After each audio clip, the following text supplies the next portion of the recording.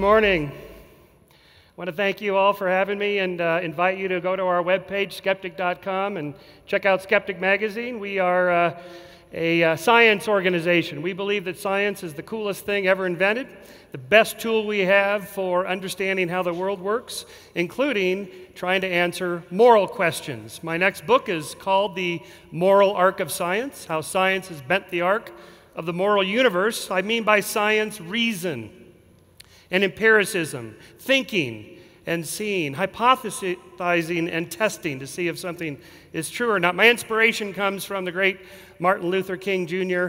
in his second most famous speech when he talked about how long it would be before we would achieve this moral justice. And today, how long will it take? Somebody's asking, how long will prejudice blind the visions of men? I come to say to you this afternoon, however difficult the moment, yes, sir, however frustrating the hour, it will not be long, because truth crushed earth will rise again. Yes, sir. How long? Not long.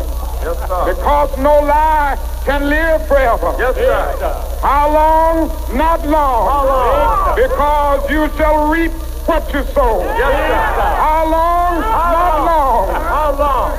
Truth forever on the scaffold, wrong forever on the throne. Yes, that scaffold sways the future. Behind the dim unknown standeth God within the shadow, keeping watch above his own. How long?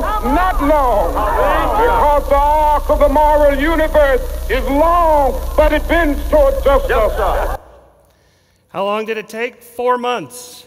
From that march in Alabama to July of 1965, when the Voting Rights Act was passed by President Johnson, with Dr. King standing right there.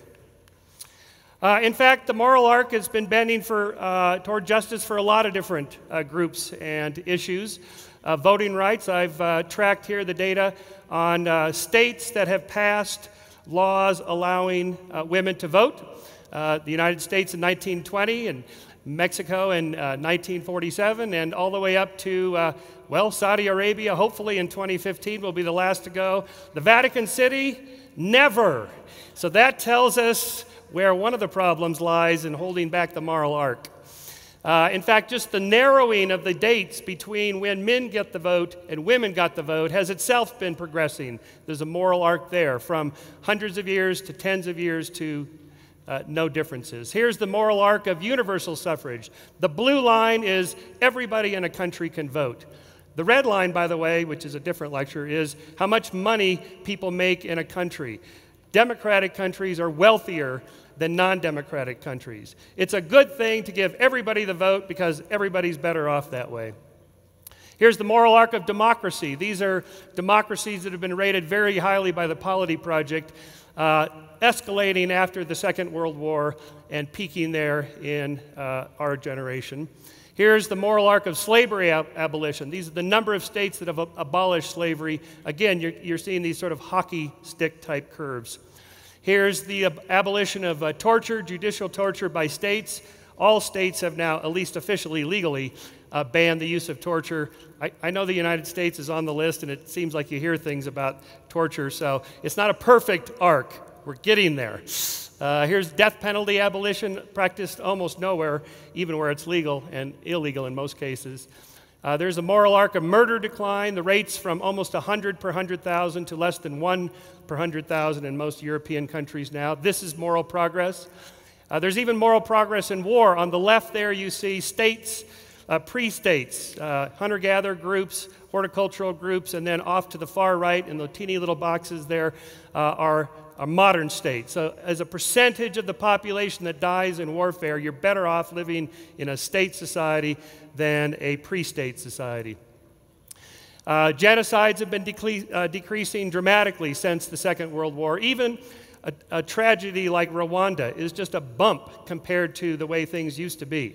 That's moral progress. The arc of decriminalization homosexuality. These are states that have made it no longer a crime to be gay.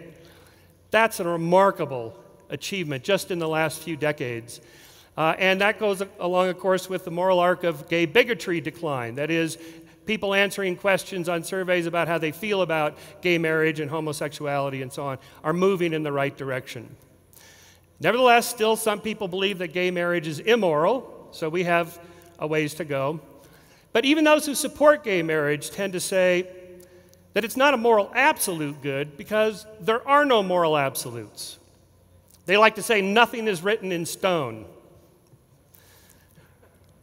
So I want to ask, here's my dangerous idea for today. What makes something right or wrong? Well, the traditional theory is what's called divine command theory, what I call the ask God theory. The problem is if God does not decree something immoral, does that make it moral? The seventh commandment says, thou shalt not commit adultery, but if it wasn't in the book, would that make it moral? Nowhere in the Bible does it say, thou shalt not rape. Does that mean it's okay? So most of us agree that there are no moral absolutes. Moral principles are not absolute where they apply to all people in all circumstances everywhere. Yes, as a matter of fact, I do have to take everything as black or white. Neither are moral principles relative where anything goes. I don't care what your lawyer said. They're not called the 10 recommendations. So I propose something I call provisional morality. That is, moral principles are provisionally true. They apply to most people in most cultures in most circumstances most of the time. So is this the best we can say about female genital mutilation? And the question, is it wrong? Yes, but only in Western cultures. We must respect other cultural traditions and not judge them. Can we offer our provisional assent that female genital mutilation, female cutting is wrong? I believe we can. Why? Just ask the individual being mutilated and you'll get your answer. If they can't speak words, their screams will give you their answer. So is it absolutely objectively wrong to deface a woman for any reason? Yes, it is. Why? Just ask the individual being defaced and you'll get your answer. So I call this, instead of the ask God principle, the ask first principle. To find out whether an action is right or wrong, ask. Ask the individual moral agent being acted upon. Why the individual? Well, I'm using an evolutionary argument that the individual is the primary target of natural selection and social evolution. So it's the individual organism that counts in our moral calculation. And natural selection still works. So it's good to base it on that. It's supposed to be the funny session here I'm in, so I had to throw that in. So here's the moral principle. The survival and flourishing of sentient beings is the basis for establishing values and morals. So determining the conditions by which sentient beings best flourish ought to be the goal of a science of morality. By sentient, by the way, I mean emotive, perceptive, sensitive, responsive, conscious, can feel and suffer. So I'm using the phrase sentient beings instead of sentient people for a reason, because I think we need to expand the moral circle, push the moral arc further to include animals, sentient animals. And in fact, the rights revolutions are really about the freedom of individuals, not collectives, people, not groups. Individuals vote, not races.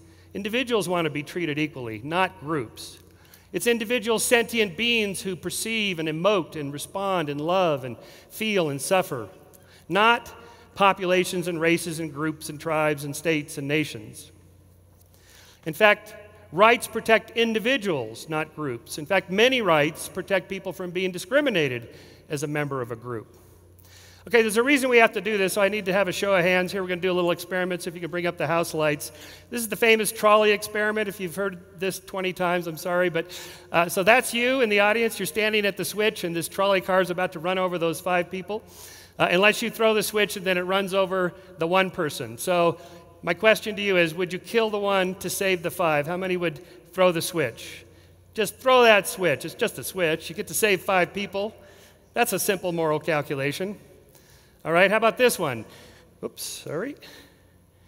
Instead of the two splits, you're standing on a bridge next to a big guy. The trolley's about to kill the 5 workers. By the way, for some mysterious reason, they can't hear the trolley.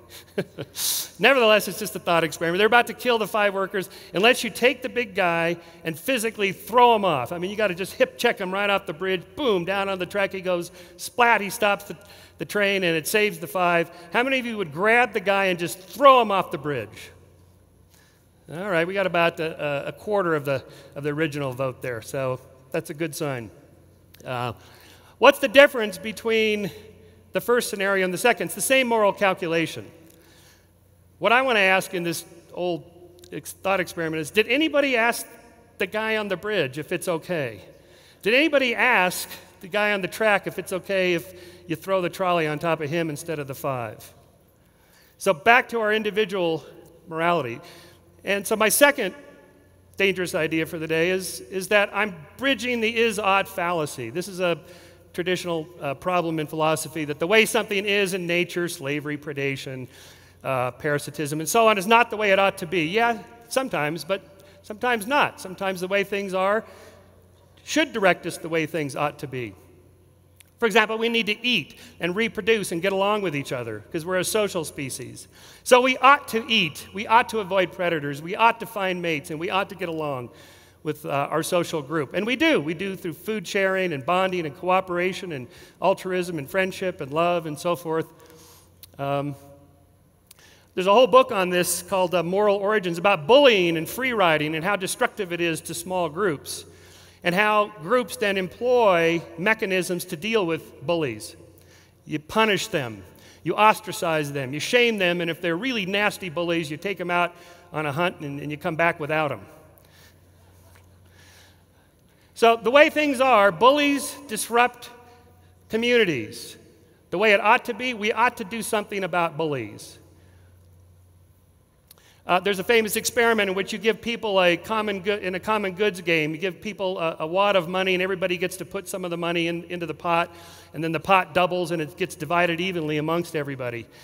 If you don't know who it is, if it's anonymous, and there's no opportunity to punish free riders, what happens is, as you can see in the blue line, people get less and less cooperative. They put less and less money in the pot. Unless, in the red line, you make it transparent of who put how much money in the pot, and you give them an opportunity to punish people that cheat or free ride. So we need to have rules to get along. That is, we need some form of enforcement, a shadow of enforcement, so to speak. Yesterday's lecture by Dan Levitin about restorative justice and retributive justice is a perfect example of is and ought. Retributive justice is how we feel. We want to strike back at the person who hurt us. That's the way things are. But we know from science that it's very disruptive and it doesn't work and it doesn't restore the bad thing that was done. So we ought to employ restorative justice and fix our criminal justice system. That's an example of bridging the is and ought. So since the individual is the primary moral agent, and since the survival and flourishing of individuals is the basis for establishing values and morals, then determining the conditions by which we best flourish ought to be the goal of a science of morality. So back to gay rights. If homosexuality is natural, then gay rights ought to be supported. And by the way, it is. And so the thrust of my book is that it is secular Enlightenment values of expanding the moral circle and treating people as individuals as an end in themselves, not as a means to an end. That's a secular idea that comes from the Enlightenment.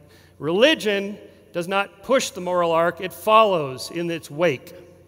And we can see this with the gay marriage issue. Who's leading it? Secularists. Who's resisting it? Religionists. So here's my prediction. In 3 decades or so, we'll look back at the gay marriage debate and we'll recognize how silly it was that we were even having this debate. It'll be like the black and white drinking fountains of the 50s. And then my other prediction is that the religionists will take credit for it. They'll say, you know that Episcopalian minister, that was our guy.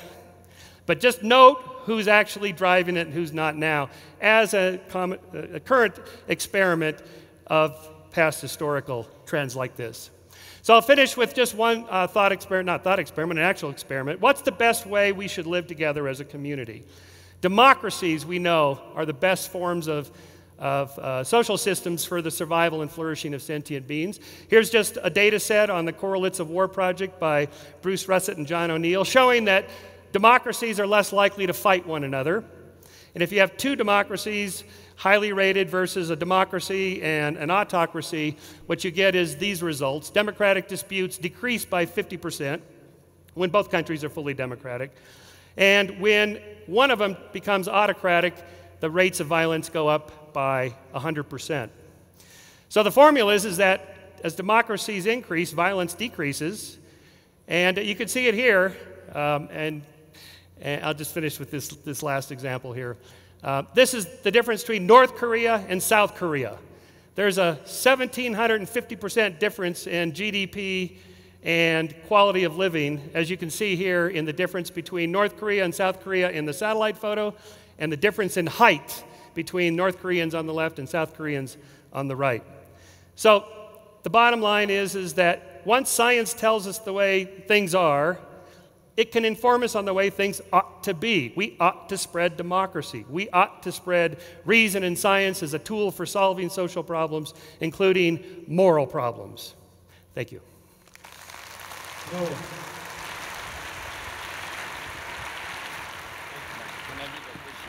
Yep, sure. Michael, just one question. Forget about GDP. There is probably something even more important than that. Richard Tapp Posner wrote a book, well, he has an article, Bob Kutter knows pretty well about it, that, un aplauso para el profesor Robert Kutter de Berkeley, que se encuentra con nosotros. Bob Kutter, welcome. Where slavery, in a way, could be, or it is much more productive and could make much more GDP and could make people probably richer.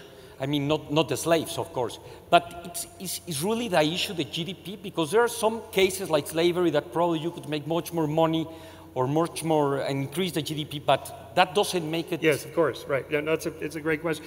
You know, I can't do it in 13 minutes, but basically the tension there is like the guys on the track. The utilitarian calculus is, well, we should do this because, look, it saves more people or more people get wealthy or whatever. Sure. No, I'm saying that it's the individual that counts first. And then look what happens when you grant more freedoms and liberty and democracy and so on. Nations get richer. So I think the freedoms and liberties and democracies come first. The wealth it's not a direct byproduct, but it's related to that. If you begin with Kant, you end with Stuart Mill. Yes, right. Thank you very much. Un aplauso, por favor. Thank you.